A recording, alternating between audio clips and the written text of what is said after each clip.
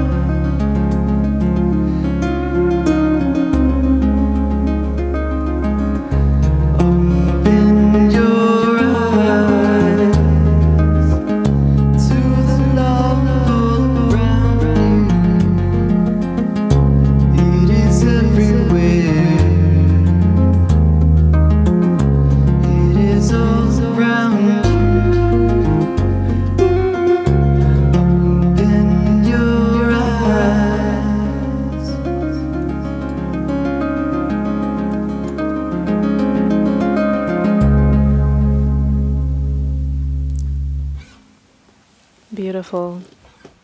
Thank you, Trinity. I really love that song.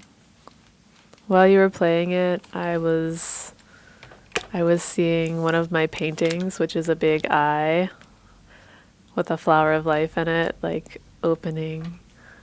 That's the one that ended up going to Farm to Grass Festival with us. Awesome. Yeah, that we were spinning fire around. Well, thank you for playing that. Thanks for listening.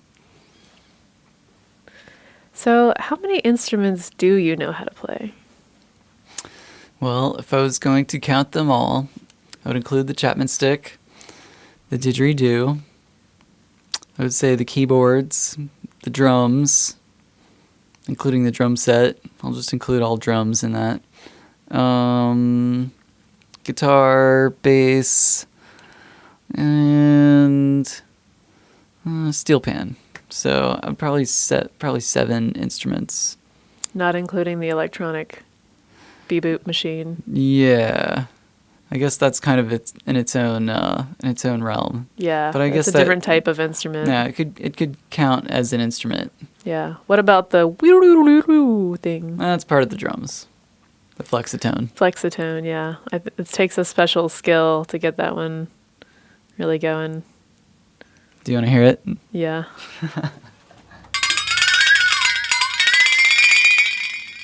It's fun for the whole family. It's like a cowbell on steroids. It's like a cowbell on crack. It's like a cow on the mushrooms that grow on his own patty. So you mentioned free release earlier. What other albums have you put out? So I guess my first semi-official album would have been Custom Standards. That was in 2005, and so that was like mostly jazz standards, hence the name Custom Standards. And only 2 originals on that one. And I made that when I was still in high school. So that was my first one. But if I wanted to count my first original album, that would have been Introscope in 2006, the following year. So I guess I'll count those 2. Free Release was the next full album that I released, which was the follow-up of Fun Released, which was an unreleased mixed CD that some people heard. But I'm not going to count that because it's technically unreleased. So Free Release would have been the third, second original album. And then I had a handful of EPs with Flint Blade and Honeydew duet. That would have been about 3 different EPs. So if I wasn't counting that, then the next full album would have been Alive at Home, 2017, and then Sound and Sound 2. So I guess I'm going to say like 6 full albums, Flint Blade, and then a handful of others. 7 if you include Fun Released. Nice. Yeah. So you've been playing since 2005? Yeah, that would have been the year when I first began playing professionally, because that was when I first made any money on playing music, and that was, the intention. That was the time when I decided to myself that this is what I wanted to do for a living, and I wanted to get started on it. So the first gig that I had would have been a busking situation at a Fort Lauderdale art festival on Las Olas, and I was able to busk for like an hour and a half before the security told me to leave. Aww. But the next thing after that would have been like a variety concert in high school where I brought my CDs, Custom Standards, and I sold about I think I sold 15 CDs that night for $10 each. That's pretty good for your first time. Yeah, not bad, right? So that was as a youngster, that was my first first time like being like, all right, I can actually like make a little bit of money playing music, and now you're a veteran. I suppose so. I'm not a rookie anymore. Yeah. Well, I've Googled you on the Google, and the first song that comes up is "We All Need Love" on Google. How does that make you feel? Wonderful. Yeah. Do you think that's a good Flint Blade to compare it? Yeah, I guess so. Because I used to think that "Open Your Eyes" would have been like my definitive song, but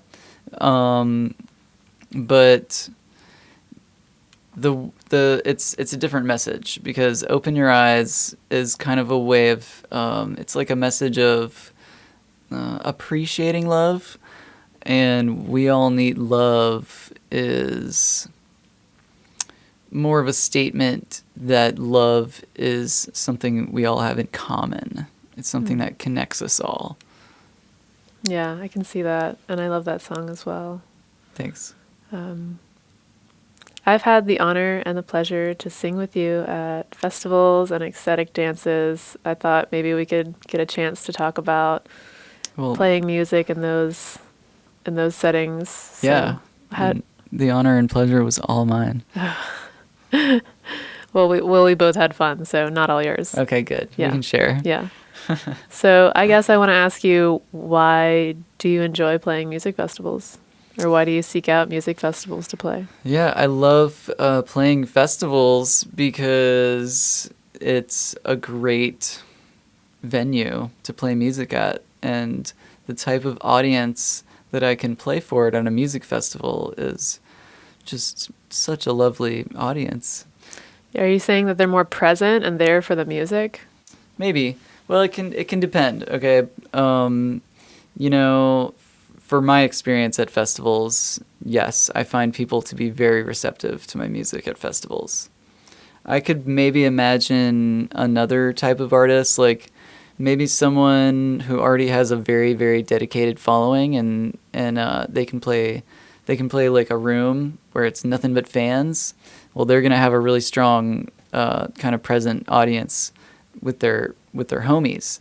But that same artist might go to a festival and be more exposed to people who are not as familiar to their music. So by that comparison, that hypothetical artist might have a different experience of a festival performance. But for me, I know that my music is just great for festivals, and I find people there to be just so receptive and awakened and like open. It's like, when people go to a festival, they're there to hear something new and listening to something they haven't heard before. So are you saying that you're really opening their eyes to Flint Blade I suppose so.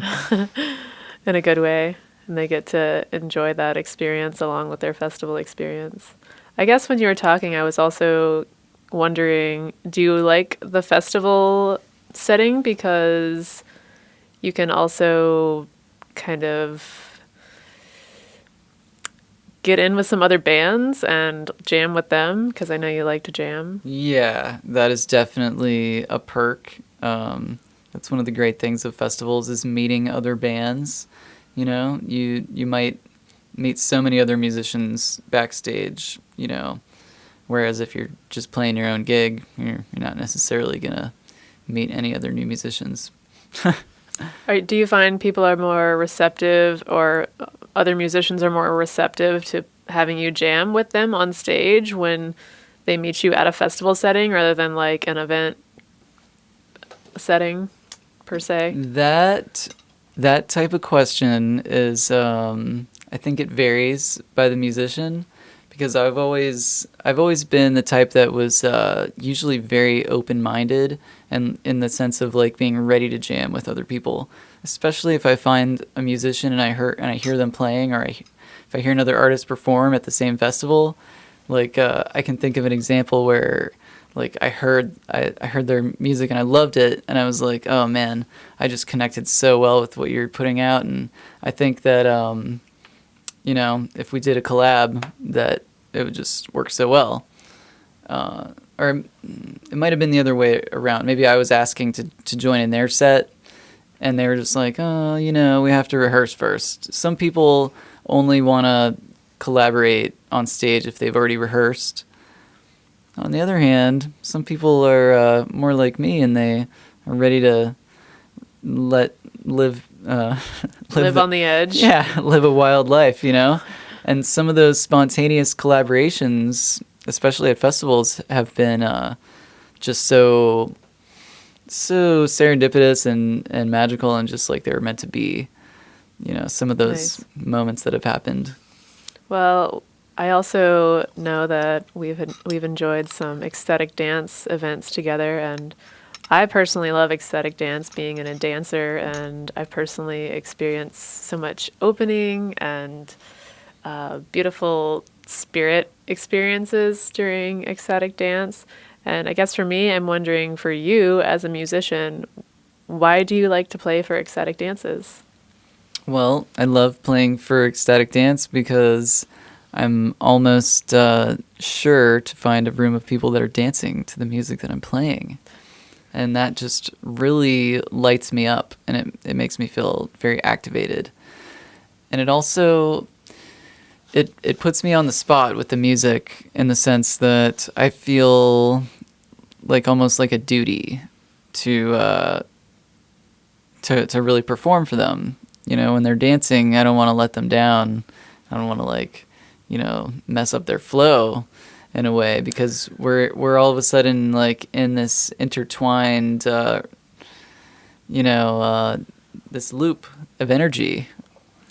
Well, I see it as, being a dancer, I also know that sometimes I hope that they will let me down a little bit, because to give that much energy consistently can be very, very challenging. So I enjoy, getting the excited parts out, and then I also enjoy dipping down and getting slower and lower, Yeah, So. and I think that's part of the great thing about ecstatic dance is that it is meant to be to have the hills and the valleys, and it's not supposed to be just 2 hours of straight of the same high tempo. Yeah, it's a true wave. Yes. So riding the wave, I was wondering if we could sing a song together. Yes. Would you like to sing, Trinity? Let's sing Let It Shine. Let's do it.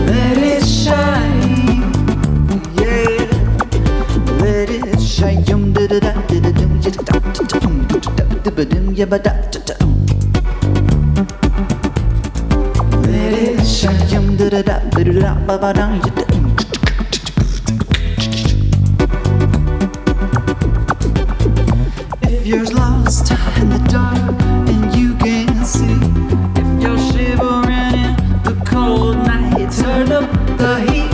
You've gotta fight, you're burning deep inside. You gotta stoke it till it's burning up bright. Shine a light.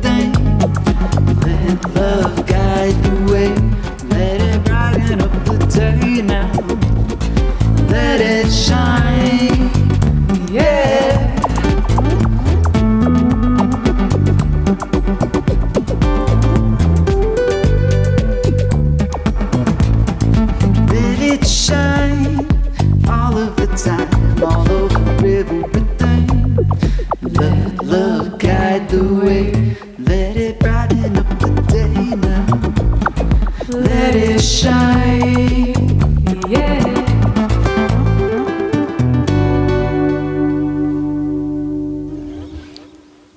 Beautiful. All right, thanks for singing with me, Trinity. It's a beautiful song. It's so inspiring to me. I really like the message of that song because for me, it taps into my spirituality. I personally believe that at our core that we are all pure white light. So when you say let it shine, to me it's actually, it comes off to me as let your soul shine. And that's just like such a pure thought and feeling. So I really love that song. And speaking of spirituality, I want to know, is music spiritual to you? Yes, I will say that it is. I think it is because simply just that I consider myself to be a spiritual being. And to me, that means what I am essentially is a spirit. And I think that music, especially singing with the voice, but really just music in general, it's like a direct connection to spirit, or it can be.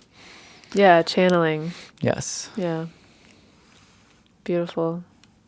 I'm going to change gears for a minute and ask you about music videos, because I love music videos, and I'm really curious because you've had this beautiful career, and I want to know how many music videos you made.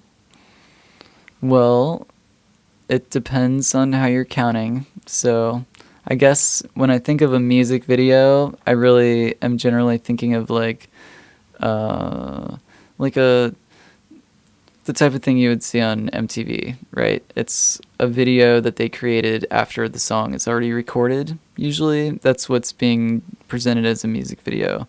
I have lots and lots of videos of me playing music like on stage and in here.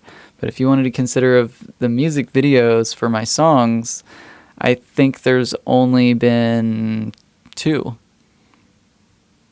And one of them was Quiet Storm, which we made together, you and I. Which leads me to ask, which music video did you have the most fun making? Well, I mean, I guess you, the one that we made. You don't have to say that. You're not contractually obligated to say that. I guess, the other music video I'm thinking of, it's been so long that I would really have to think about it, because there was a lot of fun things that happened in that video, and I think I did a really good job, but that one's not on anymore. It was for my song Wake Up. You know that one? I never even saw that. Wake up, move around, feel the sunshine coming down upon your face. Yep, so I had a music video for that, and it was the first one where I had made a video that was like really like, all right, this is the music video, and there was so many images. And what can you give us a little bit more of a visual of what was going on? Yeah, I just had all these images, like it all just came as a vision, and I just wrote it all down. So like the first image was, the song started with a shaker. So I had like a mandala, kind of like that one over there, a radial mandala, and I just put the shaker. That round shaker that I have. Yeah. I just put it in the middle of the mandala, and that's what it starts with. No, actually, I think the very beginning was me pointing the camera at the sun. So it starts with the sun, and then it fades into the radial mandala with the shaker in the middle. So that was the first concept that I had, and then so you see the shaker, and then I start shaking it, and you hear it with the song. Yeah, so I was just like full of ideas for this one, and there was like I don't know, just like a shot of like the fan spinning. There's also like us playing. It was the Honeydew duet. Mm-hmm. And there was like some drone footage. We found some guy like on Craigslist or something that wanted to shoot a drone video with us. And so there was a shot of like us on the beach, playing, basically miming because we weren't really set up. Oh. But it's for the video. And the drone is just way out over in the sea, and it like zooms in on us. So that's one of the shots is like just overseas, like coming in for a landing over the music. I see this correlation sometimes where sometimes like the first project, that you can get into in a medium can be like so surprising, and you learn so much, and there's so much excitement about it because like you're just experiencing this new medium for the first time. Yeah. I've been told that everybody that makes an album, their first album is where they try to just put everything in. That's what I've heard somebody. I don't know if it's true, but like, like all their songs. Yeah, like because when it's your first time, you're like, oh man, I just want this to be like so amazing, and just put up every little idea that you can possibly think of. You're trying to squeeze it all in there. I think that was kind of the idea with that one, but I don't want to say that I was like overdoing it or anything. I just had a flow of ideas. But Quiet Storm, on the other hand, that was like kind of a different approach. Because we did it like I never sat down with like I did sit down with some vision ideas, but we started it that night just when we were hanging out. We actually tried to choreograph a dance for that. Do you remember that? Oh yeah. But I mean, that might have just been like, okay, here's an idea for a music video. That was another idea. We had many ideas probably, and it seemed like we kind of co-collaborated on the vision for that somewhat. For the dance. For the music video for Quiet Storm. Oh yeah. Yeah, that was definitely collaboration. Yeah. And I think we made a lot of the stuff like as we were going, we could just came up with ideas. Oh yeah. On the fly. Very on the fly. Yeah. Yeah. And some of it became like, well, at least to me, it just seemed like we were just starting to videotape everything. And then it was like, well, can this be part of the video now? I guess it is. Exactly. Yep. Some of that was. Yep. The lamp dance. Shout out to Amanda Irwin doing the lamp dance. Well, I think the lamp video. dance was actually, well, Amanda is very beautiful and very, very skilled in her hand dancing. I've never seen somebody pull it off that beautifully. Yeah. She's got skills with her hands, man. Anyway, it was fun. That was fun. I think the lamp part was actually intentionally put in for the film, though. Yes. Yeah. But I mean, I guess I do have lots and lots of other music videos that just weren't exactly that idea, because I have tons of videos that are very artful and they're live presentations. So yeah, it seems like the bulk of your music videos, which you have a lot, but the bulk of them seem to be live performances, either on stage or you playing in whatever studio that you're recording in. Is exactly. that right? Yeah. That's always been my angle with music videos, because I've always loved seeing bands that I love seeing their footage in the studio. So that's kind of where I go for with my videos a lot of the time. But I guess also more recently with the Playthink concert film, that was some more of another art project that was including lots of footage that was just artfully placed. I don't know if you can really footage from Playthink, the festival. Exactly. Yeah. I don't know if I would call it a music video, but I do call it a concert film. Well, there was also, wasn't there Shape and Sound? Isn't that a music video? Yep, Shapes and Sound. Yep, with the flow artists. Yeah, featuring performances from JT. And Amanda. And JoJo. JoJo. Yeah. Yep. And then a partner performance with two of those. Yep. Yeah, that was well done. Thanks. At least I think so. Yeah, I don't even know what to call that piece. I just think of it as like a music film in a way. It's not a concert film, but it's a music film. Mm. It's like a live. It's like Live in Pompeii. That's the only thing I would compare it with. Yeah, but I think because there's performers, it's more of, to me, it's more of a visual music video. Whereas like, if you're just creating, it's an art film. If you're just filming somebody actually doing music, then it's just like, okay, you're just seeing them playing the music, and that's one type of music video. But if there's a visual aspect in front of it, like performers, then that changes the whole dynamic of the film. Yes. Yeah. Yes. Exactly. So I have another question for you. Okay. This one's kind of to left field. So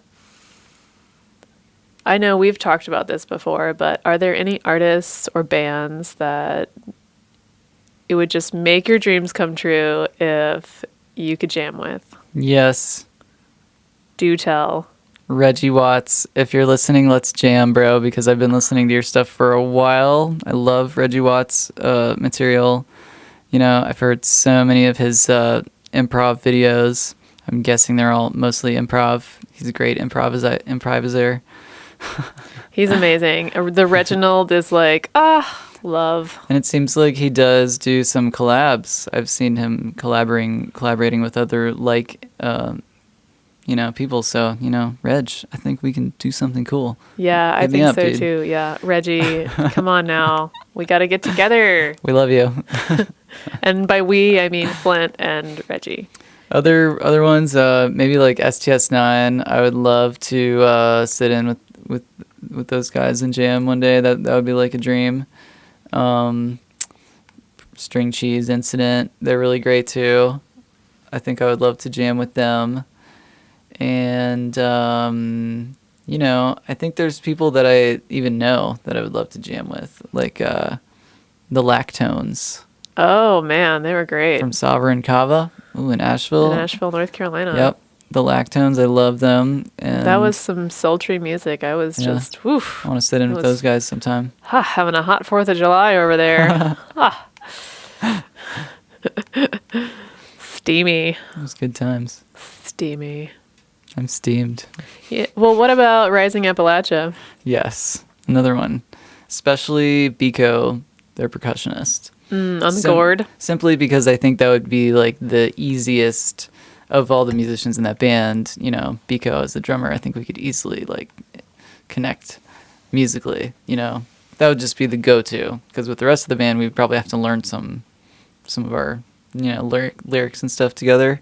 But yeah, I would love to play with that whole band. Because I would love to so sing with Rising Appalachia. Oh, I just love their voices and their sultry nature as well. What about you? Do you have any other artists you would love to meet and collaborate with? I mean, I'm a visual artist. I mean, I'm a visual artist and a dancer, so I have Frida Kahlo is dead, so I guess not her.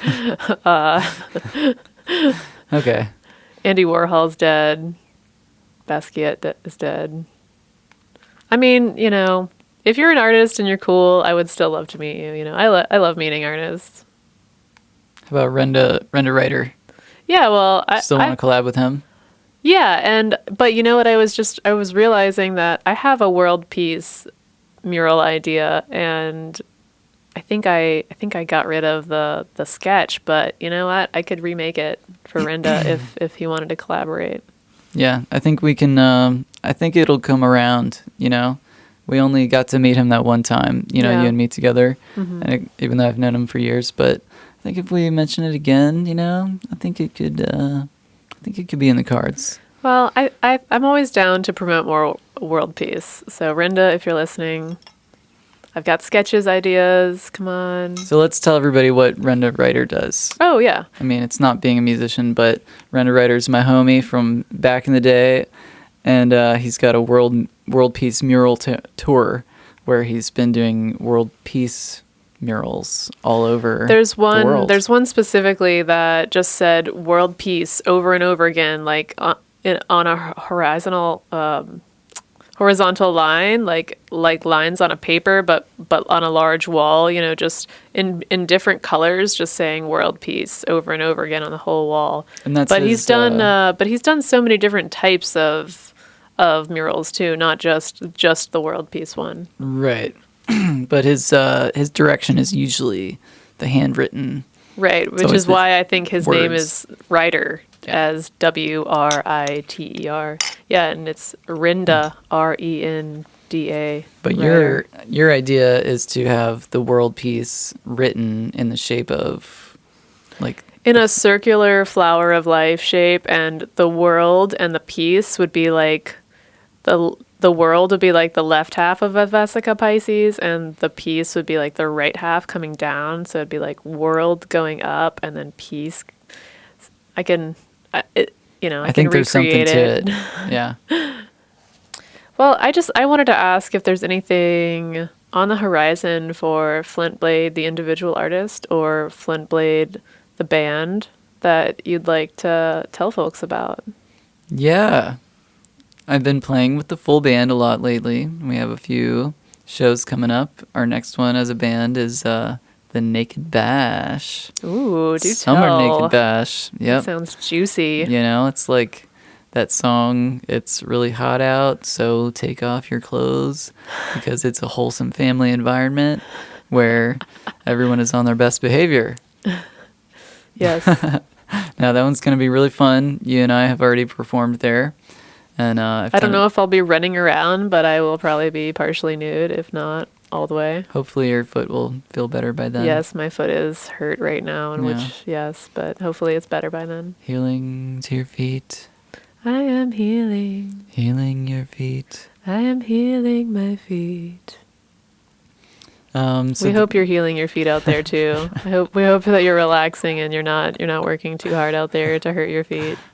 So the full band is playing at the Naked Bash, and then we're playing that's going to be Friday, August 13th, in case that's still in the future when you're listening and you're in Florida. Maybe you could check it out. It's in Lutz, Florida. The next day, the band is going to be playing at the Movement Sanctuary in St. Pete for their ecstatic dance. It's an amazing spot. If you have the chance to ever visit St. Pete, you should definitely check out the Movement Sanctuary. Yeah, they got their dance every Saturday in St. Pete, and it's very well attended, like up to 100 people I've seen at a time. And I'm really excited for the band to have a debut as like a full band ecstatic dance. They've only done that like a handful of times, I think, where it's been a full live band. So yeah, this one's gonna be great. And aside from that, I've got a bunch of solo stuff coming along, and you guys are just gonna have to check on the website, flintblade.net. That's right, flintblade.net. Check out the website for upcoming touring. Yep. He's got all of it up there. And so where can we hear your music online? Well, I have the most of my music on YouTube. I think I have all my albums. I have so many live shows and so many videos on YouTube. So I want everybody to subscribe to me on YouTube. Like and subscribe. Feel free to share it while you're at it. Yeah, share it with a friend. And you're also on Spotify. Yep, I have all my finished studio albums. Those are all on Spotify. So that's like the more polished material that I'm like, at the time of releasing, I'm thinking like, all right, this is like, this is the gold. And then I have a lot of stuff on SoundCloud that is not on Spotify, because I like to kind of just quietly release unreleased and work on progress kind of stuff on SoundCloud. Stuff that I might just take down once I feel like, but you can always check me out on SoundCloud, because that's my favorite platform, really. Nice. What about Bandcamp? Bandcamp is great too, because you can download the songs and also donate while you're downloading. Yeah, I do that. Pay the people directly. Yeah. And that's where I have my comprehensive. I have all my full albums and even more than what's on Spotify. So, yeah. So I just want to say before we get into your next piece, that I think you're probably the most talented improvisational artist I've ever encountered. Well, thank you, Trinity. Yes, it's really amazing, and I think that if anyone out there has the chance to see Flint play live, you'll see some improv, and you should check it out, because it's really, really amazing. One question that I have for you is, do you have any tips for musicians that want to play improv more? But I guess that's just the question. Do you have any tips for musicians that want to improve their improv skills? There we go. Yeah. Yeah. I always have said that listening is the most important thing about playing music in general, and probably with improvising too. Because that's where the music is. That's where it's being perceived, is through listening to it. I mean, it sounds like obvious, right? But it's for me, that's where the improv is. I don't know. It can be a tricky thing because it's there's kind of a dance to it. You're like dancing with the muse when you're improvising. But one thing I like a concept for improvising is just to appreciate the notes that are coming out and to allow them to happen without judging them. Yeah, it sounds like a meditation. Sounds like something you'd hear in yoga, right? It's allow the thoughts to come through and don't judge the thoughts. But that's how I think about improvising music too. It's because sometimes, if it's true improvisation, then there's almost no context to begin with. But whatever you play, whatever the first note that you play is, that establishes a context for what comes next musically. So yeah, it's kind of just like listening, and usually when I'm improvising, I'll be maybe just noodling a little bit, but then I'll hear something that I do and be like, oh, I can something to try for, or to lean into, if I hear a little idea. Get some inspiration maybe to go into a certain direction. Exactly. Yeah. So you kind of let it go, and then you there's just the balance of being active and also allowing it to flow. Nice. Yeah. I just kind of think of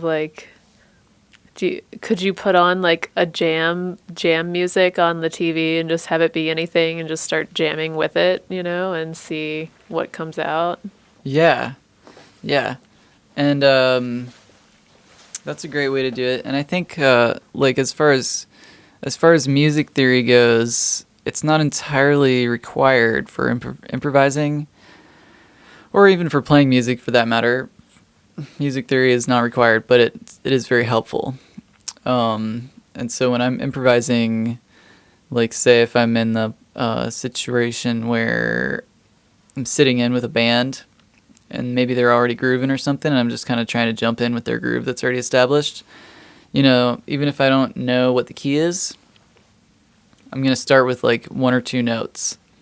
And if the first note I play doesn't sound good, then usually the note right next to it is going to sound good. That's just the go-to. The closest note for a wrong note is the one next to it is always going to work in a key, generally speaking. So, even just between two notes, I can figure out one of them that's going to work, and then I kind of I go from there. I figure out which notes are going to work. So even if I just start with 2 or 3 notes, and I'm like, all right, these 3 notes, I'll make a little riff. I'm like,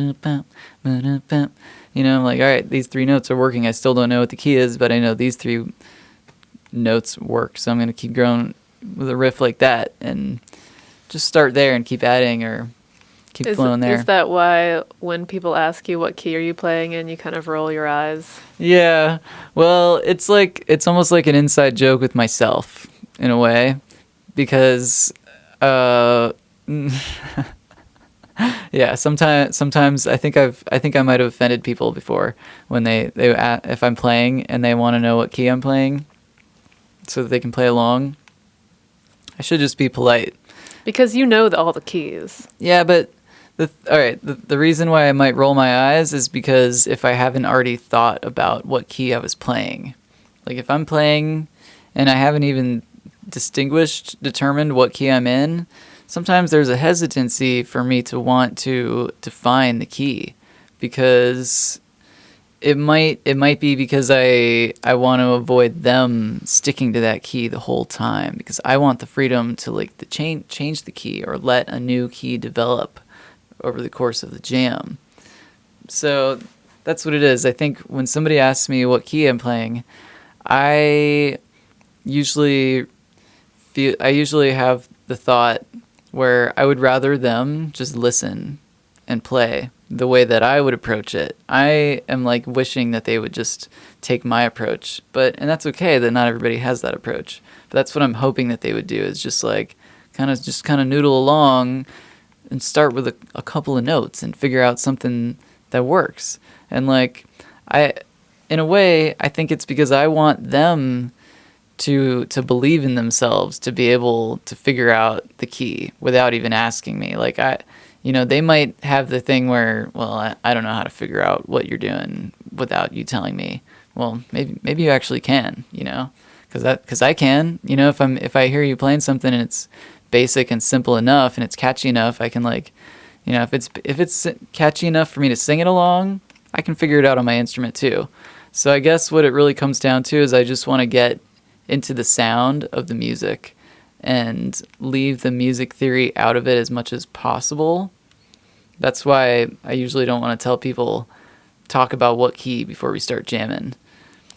Well, thank you for that. Yeah. I'd love to, on that note, I'd love to hear some improv music from you. You want me to play some for you? Yeah. All right. Yeah, thank you.